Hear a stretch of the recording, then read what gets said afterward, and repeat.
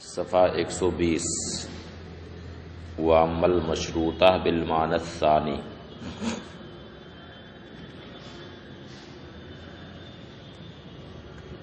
نیچے سے چھٹی سطر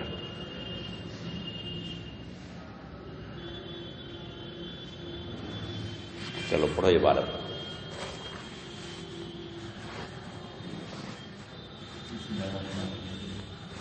وَأَمَّا الْمَشْرُوطَةُ بِالْمَعْنَى الثَّانِي فَهِيَ أَعَمُّ مِنَ الضَّرُورِيَّةِ مُطْلَقًا لِأَنَّهُ مَتَى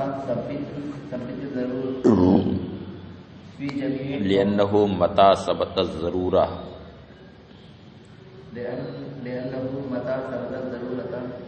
الضرورة في جميع أوقات الذات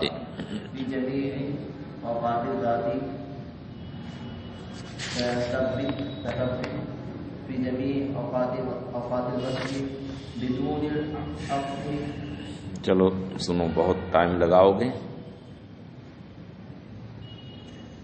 بسم اللہ الرحمن الرحیم. وَأَمَّا الْمَشْرُوطَةُ بِالْمَعْنَى الثَّانِي مشروطہ عامہ اور اس سے پہلے جو قضایا بیان کیے گئے،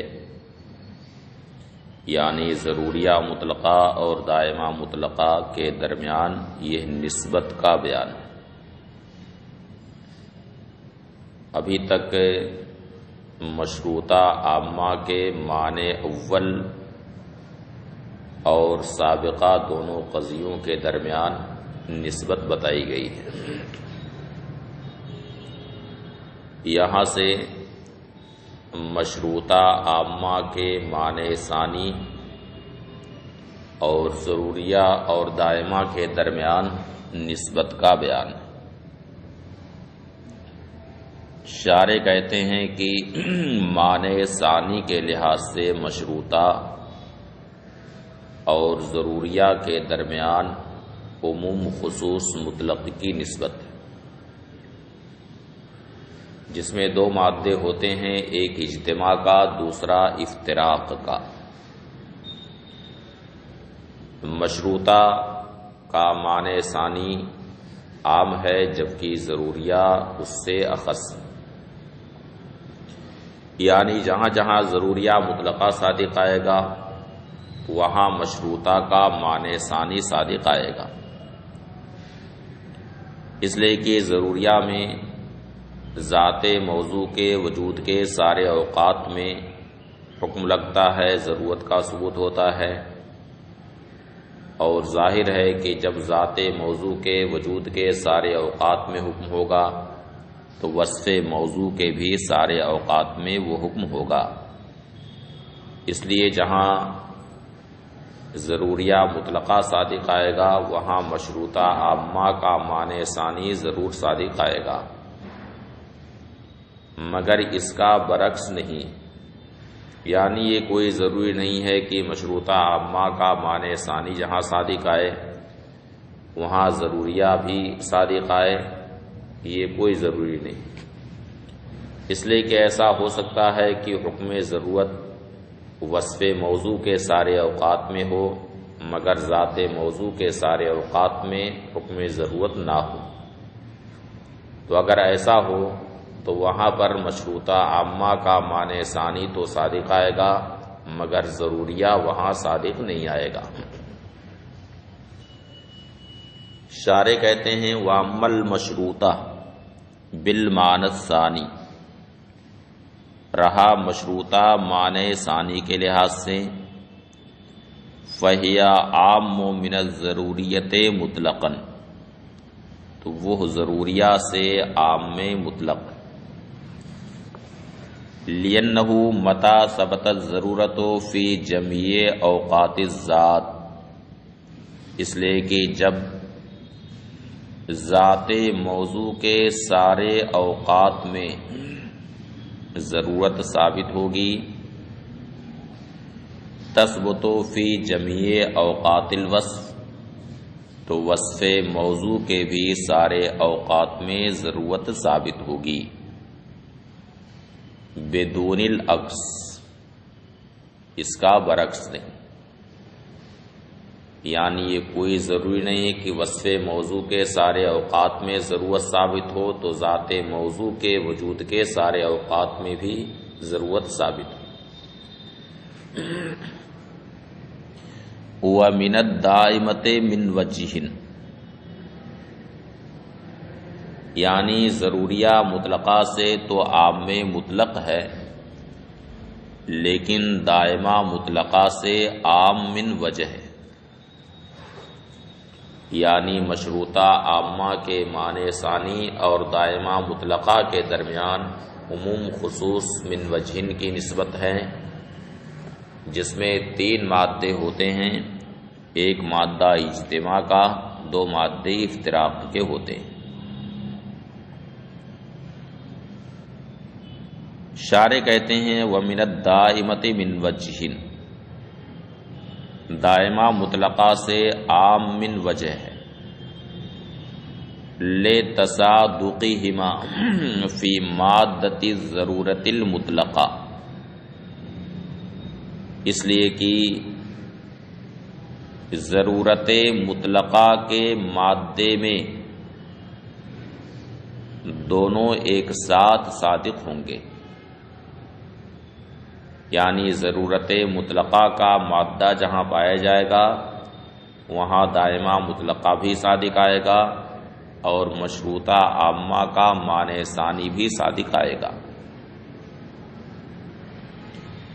جیسے کلو انسان حیوان بالدوام بھی کہنا صحیح ہے، اور کلو انسان حیوان ما دام انسانا یہ بھی کہنا صحیح، دونوں ایک ساتھ صادق آئیں گے۔ وَصِدْقُ الدَّائِمَةِ بِدُونِهَا،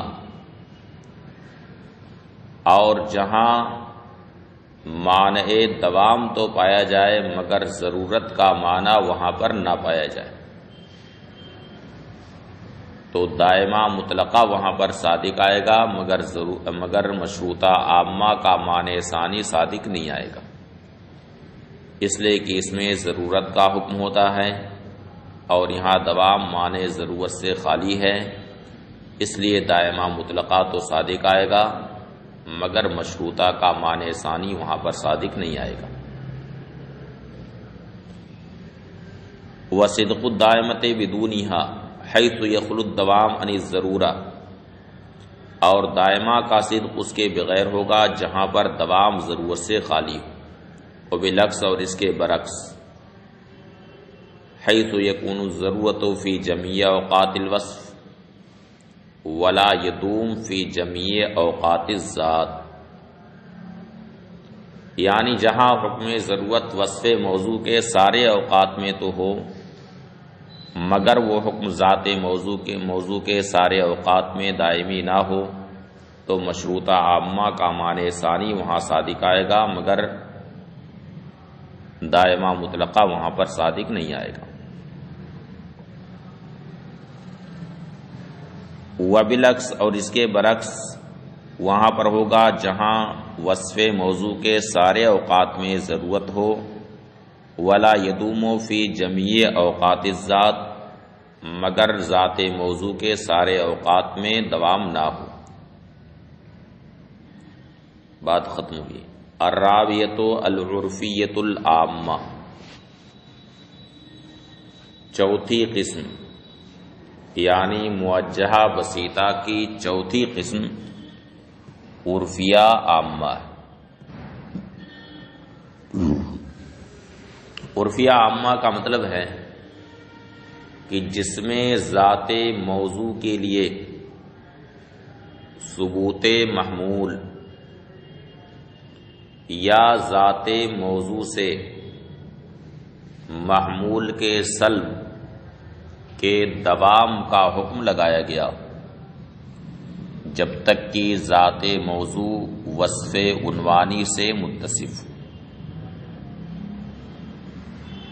تو مشروطہ اور عرفیہ میں فرق صرف اتنا ہے کہ مشروطہ میں ضرورت کا حکم ہوتا ہے اور عرفیہ میں دوام کا حکم ہوتا ہے، اس لیے اس کی بھی مثال ایجاباً اور سلباً وہی ہے جو مشروطہ کی مثال، یعنی کل کاتب متحرک الاصابع بالدوام ما دام کاتبا، اور کل لا شیء من الکاتب بساکن الاصابع بالدوام ما دام کاتبا، یعنی دائمی طور پر ہر کاتب متحرک الاصابع ہے جب تک کہ وہ کاتب ہے، اور دائمی طور پر کوئی بھی کاتب ساکن الاصابع نہیں ہے جب تک کہ وہ کاتب ہے۔ تو ایجاباً اور سلباً اس کی مثال وہی ہے جو مشروطہ کی مثال ہے۔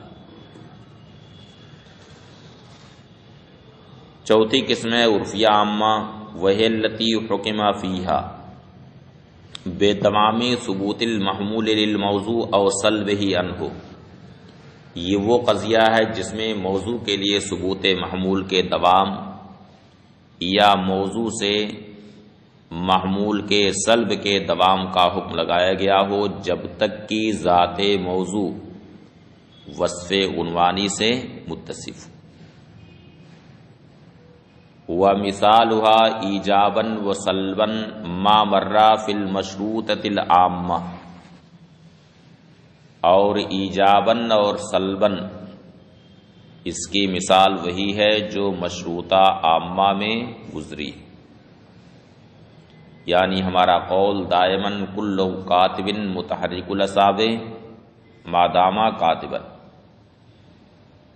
یہ ایجاب کی مثال ہے، اور سلب کی مثال دائماً لا شیء من الکاتب بساکن الاصابع ما دام کاتبا۔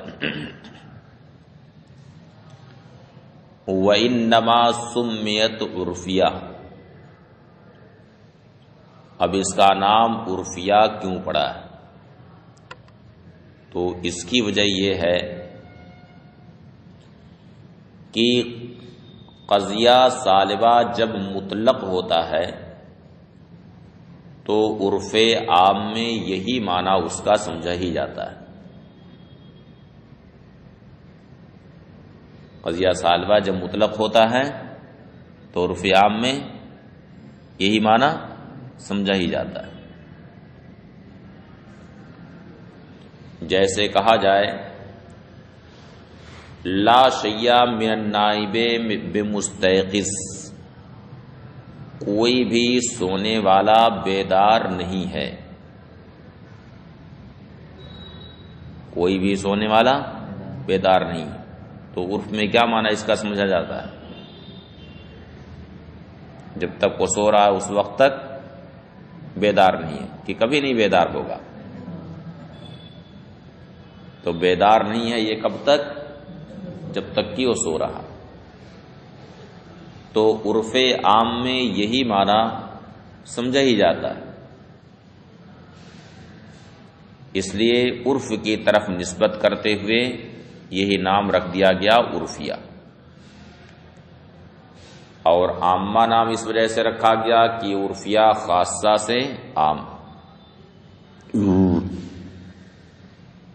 وَإِنَّمَا سُمِّيَتْ عُرْفِیہ، اور اس کا نام عرفیہ رکھا گیا لِأَنَّ الْعُرْفَ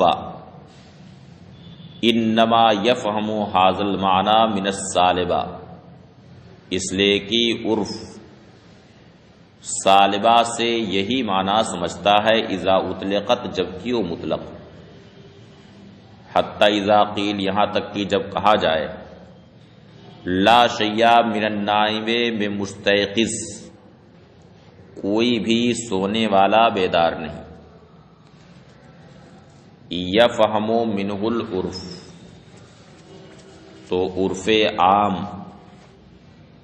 اس سے یہی سمجھتا ہے کہ مستيقظ کا جو سلب کیا گیا سونے والے سے کب تک؟ مادام نائما، جب تک کہ وہ سو رہا۔ فَإِنَّهُ، اچھا، وَعَامَّ، اچھا، فَلَمَّا أُخِذَ هَذَا الْمَعْنَى مِنَ الْعُرْفِ، تو جب یہ معنی عرف سے لیا گیا، نُسِبَتْ إِلَيْهِ، تو عرف کی طرف اسے منسوب کر دیا گیا، چونکہ یہ معنی کہاں سے لیا گیا ہے؟ عرف سے لیا گیا ہے، تو جو چیز جہاں سے لی جاتی ہے اس کی طرف وہ چیز منسوب ہو جاتی ہے، کہ نہیں منسوب؟ اب جیسے اس موسم میں گاجر کا حلوہ مبارک پور سے لے کر کے جاتے ہیں تو اسے کون سا حلوہ کہا جاتا ہے؟ مبارک پوری حلوہ۔ تو یہاں سے لیا گیا اس لیے اس کی طرف منسوب کر دیا گیا۔ اب عرفیہ عامہ اور اس سے پہلے جو قضایا مذکور ہوئے ہیں ان میں اور اس میں کون سی نسبت، تو اس کو بیان کرتے ہیں کہ عرفیہ عامہ مشروطہ عامہ سے عام مطلق، جہاں جہاں مشروطہ عامہ صادق آئے گا وہاں عرفیہ عامہ بھی صادق آئے گا، اس لیے کہ مشروطہ عامہ میں ضرورت کا حکم ہوتا ہے، اس میں دوام کا حکم ہوتا ہے۔ باقی وصف عنوانی کی قید وہاں بھی ہے یہاں بھی ہے، اور یہ گزر چکا ہے کہ جہاں جہاں ضرورت کا معنی صادق آئے گا وہاں وہاں دوام کا بھی معنی صادق آئے گا، لیکن جہاں جہاں دوام کا معنی صادق آئے وہاں ضرورت کا صادق آنا کوئی ضروری نہیں ہے۔ اس لیے معلوم ہوا کہ عرفیہ عامہ اور مشروطہ عامہ کے درمیان عموم خصوص مطلق کی نسبت ہے۔ وہی عام مطلقاً من المشروطۃ العامہ، اور یہ مشروطہ عامہ سے عام مطلق ہے۔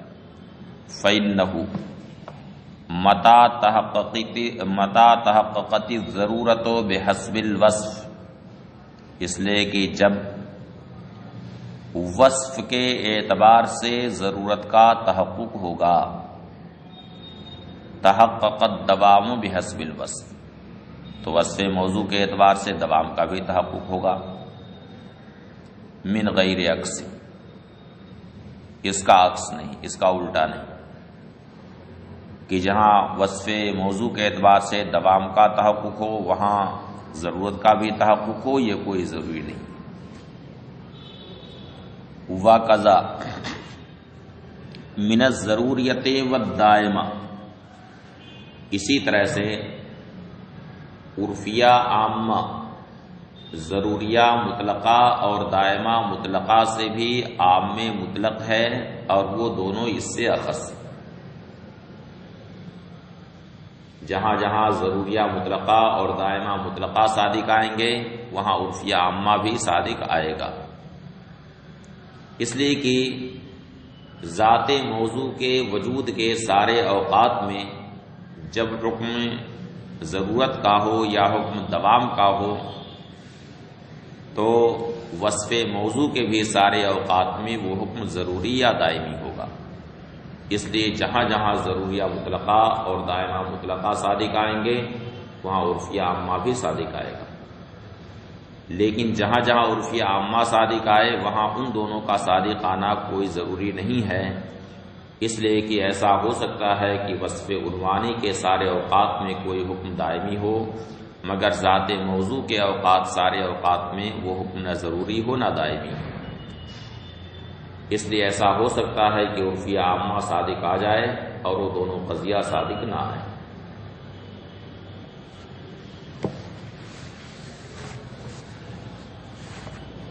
وَقَضَى مِنَ الضَّرُورِيَّةِ وَالدَّائِمَةِ، اسی طرح سے ضروریہ اور دائمہ سے بھی عام مطلق ہے۔ لِأَنَّهُ مَتَى صَدَقَتِ الضَّرُورَةُ أَوِ الدَّوَامُ فِي جَمِيعِ أَوْقَاتِ الذَّاتِ، اس لیے کہ جب سارے اوقات ذات میں ضرورت یا دوام کا صدق ہوگا، صدقت دوام فی جمیع اوقات الوصف، تو وصف موضوع کے بھی سارے اوقات میں دوام کا صدق ہوگا، ولا ینعکس، اور اس کا برعکس نہیں۔ الخامسہ المطلقۃ العامہ، پانچویں قسم ہے مطلقہ عامہ، وہی التی حکم فیہا بثبوت المحمول للموضوع او سلبہ عنہ بالفعل، یہ وہ قضیہ ہے جس میں موضوع کے لیے ثبوت محمول یا موضوع سے محمول کے سلب کا حکم بالفعل لگایا گیا۔ کیسے لگایا گیا ہو؟ بالفعل، یعنی تینوں زمانوں میں سے کسی ایک زمانے میں۔ اما الایجاب، رہا ایجاب، تو اس کی مثال ہے ہمارا قول کل انسان متنفس بالاطلاق العام، ہر انسان اطلاق عام کے ساتھ متنفس ہے، یعنی سانس لیتا ہے، یعنی ہر انسان کسی نہ کسی وقت میں سانس لیتا ہے۔ اور سلب کی بھی یہی مثال ہے، لا شیء من الانسان بمتنفس بالاطلاق العام، یعنی کوئی بھی انسان اطلاق عام کے ساتھ متنفس نہیں، یعنی کوئی نہ کوئی وقت ایسا ہر انسان کے ساتھ ہے کہ اس وقت میں وہ سانس نہیں لیتا ہے،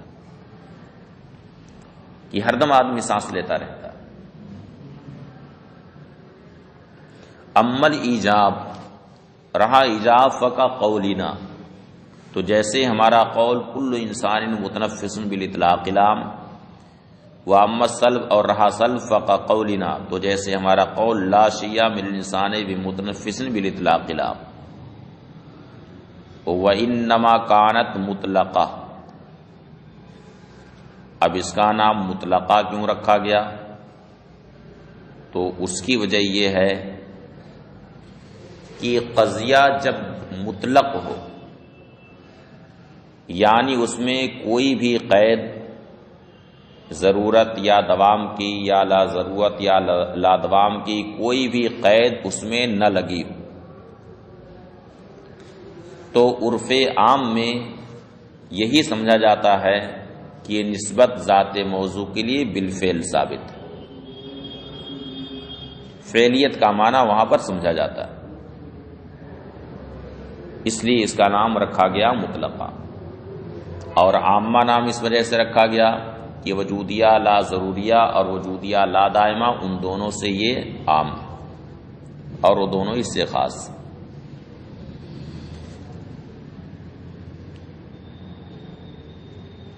وَإِنَّمَا كَانَتْ مُطْلَقَةً، اور یہ مطلقہ اس وجہ سے ہے کہ لِأَنَّ الْقَضْيَةَ إِذَا أُطْلِقَتْ وَلَمْ تُقَيَّدْ بِقَيْدٍ مِّن دَوَامٍ أَوْ ضَرُورَةٍ، اس لیے کہ قضیہ جب مطلق اور کسی قید سے، یعنی دوام یا ضرورت یا لا دوام یا لا ضرورت، کسی بھی قید سے وہ مقید نہ ہو، یفہم منہا فعلیت النسبت، تو اس سے کیا سمجھا جاتا ہے؟ نسبت کی فعلیت سمجھی جاتی ہے۔ فلما کان ھذا المعنی مفہوم القضیۃ المطلقہ، تو جب یہ قضیہ مطلقہ کا مفہوم ہوا تو سما بہا، تو اسی سے اسے موسوم کر دیا جاتا ہے۔ وَإِنَّمَا كَانَتْ عَامَّةً، اور عامہ اس وجہ سے ہے کہ لِأَنَّهَا عَامٌ مِّنَ الْوُجُودِيَّةِ اللَّادَائِمَةِ وَاللَّاضَرُورِيَّةِ، یہ وجودیہ لا دائمہ اور وجودیہ لا ضروریہ سے عام ہے۔ کما سیجی، جیسا کہ اس کا بیان آئے گا۔ وَهِيَ عَامٌ مِّنَ الْقَضَایَا الْأَرْبَعِ الْمُتَقَدِّمَةِ،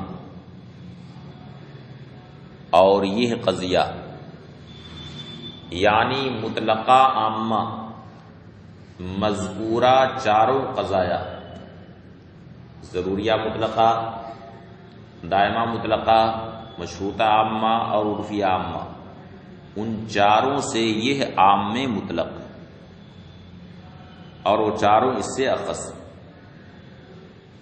اس لیے کہ جب ذات موضوع کے سارے اوقات میں یا وصف موضوع کے سارے اوقات میں ضرورت یا دوام کا حکم ہوگا تو وہاں پر وہ حکم بالفعل ضرور ہوگا، یعنی تینوں زبانوں میں سے کوئی زمانہ ضرور پایا جائے گا۔ اس لیے جہاں وہ چاروں قضایا صادق آئیں گے وہاں مطلقہ عامہ بھی ضرور صادق آئے گا، لیکن جہاں مطلقہ عامہ صادق آئے وہاں ان چاروں کا صادق آنا ضروری نہیں، اس لیے کہ ایسا ہو سکتا ہے کہ کوئی نسبت بالفعل ہو مگر ذات موضوع کے سارے اوقات میں یا وصف موضوع کے سارے اوقات میں وہ نسبت نہ ضروری ہو نہ دائمی، اس لیے جہاں ایسا ہوگا وہاں مطلقہ عامہ صادق آئے گا اور وہ چاروں قضایا صادق نہیں آئیں گے۔ وَهِيَ عَامٌ مِنَ الْقَضَايَا الْأَرْبَعِ الْمُتَقَدِّمَةِ، اور یہ ہے گزشتہ چاروں قضایا سے عام، لِأَنَّهُ مَتَى صَدَقَتْ ضَرُورَةٌ أَوْ دَوَامٌ بِحَسْبِ الذَّاتِ، اس لیے کہ جب ذات موضوع کے اعتبار سے یا وصف موضوع کے اعتبار سے ضرورت یا دوام کا صدق ہوگا تکون النسبت فعلیۃ، تو نسبت کیا ہوگی؟ فعلیہ ہوگی، یعنی وہ نسبت بالفعل ہوگی۔ ولیس یلزم من فعلیت النسبت ضرورتها او دوامها، اور نسبت کے بالفعل ہونے سے اس نسبت کا ضروری ہونا یا اس کا دائمی ہونا لازم نہیں آتا۔ السادسہ، بس